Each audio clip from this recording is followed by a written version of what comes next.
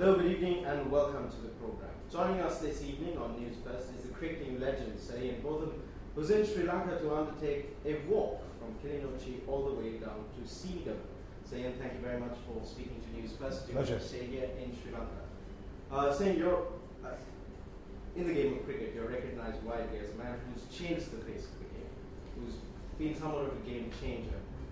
What motivated you to do the things that you did back in the 80s? I don't think it's motivation, it was my job.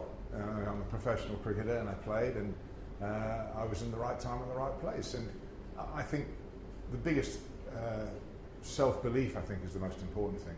I don't think I ever didn't back myself in a situation, and sometimes, you know, the tougher it gets, you need a little bit of luck, but if you're prepared to guts it out, you can get rewards. So yeah, it was just the way I played. It's just in my makeup, and that's why I walked over 10,000 miles for various charities. You don't do it for your health. You do it because there's a driving force in there, and since I finished cricket, that driving force is still there, but I need something to do with it. So the walks is a great way. The Laureate Sports for Good Foundation, we've been involved over here since '04, and that's since the tsunami. And all these things, it's just the same when I play. You know, I always wanted to be in the mix. I want to be doing something. I don't want to be sitting around. So that's why we're here. You're a very driven individual. At the same time, when you were playing cricket, you were amongst a pantheon of cricketing greats. Who would you say was, as a bowler, who would you say your favourite batsman was to bowl to? Favourite, or the one that I found most challenging? The one you found most challenging. Because you get cricketing rivalries. Who was your greatest rival as a batsman? I think the best player I ever bowled to was Viv Richards. There's been other great players around, but Viv Richards is the standout player because he had controlled aggression. Some players, like a Sunil Gavaskar, can knock you around and manoeuvre the ball, but Viv could destroy you. If he got going, it was very hard to control. So Viv. But I think the most motivation an England player has is exactly the same motivation an Australian player has. Both England and Australian players want to be in the test arena playing against the old enemy, and you want to beat them. But the really sweet part is when you can beat them in their own backyard. So I think that's the thing, that was the biggest motivation. Those games, that was the history, the tradition, the rivalry, the banter. It was a tough place to be, a good place to be. So during your walk, you're going to be joined by some Australian cricketing legends as well. Alan Border and Steve Waugh will be joining you. In a recent article that you wrote, you were saying that first you're going to walk all over Sri Lanka, and then you're going to go to Australia and watch England walk all over Australia in the Ashes. You were also mentioning about how these cricketers are going to be joining you from Australia, and how you were not sure what's going to hurt them most, the walk, or what you're going to have to say about Australia. Well, I know the walk's going to hurt them. What is it about what you're going to say to them about Australia that's going to hurt them? The banter between me and, for instance, Alan Border, who grew up playing Test cricket, has been there for 40 years nearly now, just working it out. Yeah, 40 years close on. So Steve Waugh came on a little bit later than that. But no, that's the whole point. That's the banter. That's the rivalry. That's the... if you're good enough to be in the kitchen at its hottest, you're good enough to have banter with the same people. And that's all it is. It's good humoured. There'll be a lot of rivalry. And I'll tell you one thing, neither of those two guys will want to stop walking. Even if they've got a broken leg, they're not going to let me walk, and they're going to pull the plug. No way, and vice versa. I'll crawl if I have to. Then also wanted to ask you, now, you predicted in the Ashes 5-0 at home, 5-0 away. Mm-hmm. Do you still hold to that prediction given Australia's recent performance in England?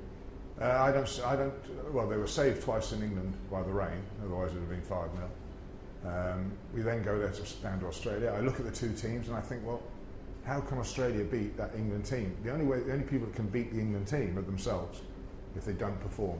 If they perform to the level that they're capable of and should have performed at in this series, I expect them to. You're not going to get much weather interference. You're going to get quicker and bouncier pitches, which I think suits the England team. We've got the tall bowlers, the fit tall bowlers. and we've got the top 7 batsmen who like the ball coming on. So yeah, I see no reason. I cannot see Australia winning a Test match. Why is it that about the current constitution of the Australian team? What is it that's lacking? Well, Australia made a big mistake, and a very un-Australian mistake, and that is that they suddenly lost 9, 10 players, 11 players in the space of maybe 2.5, 3 years.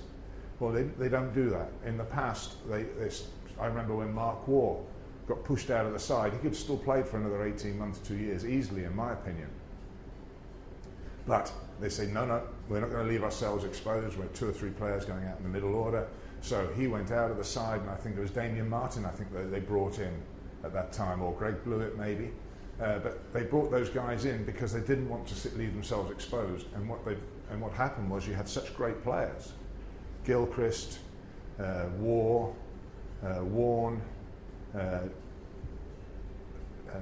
McGrath, Hayden.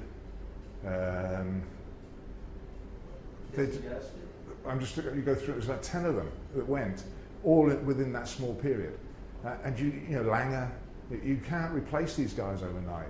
Gillespie, they all went in that very small period. That they didn't have a good second tier to come forward? They didn't have a second tier, but they would have been cultivating that team and keep it ticking over. The problem is that the players we've just mentioned were all exceptional players.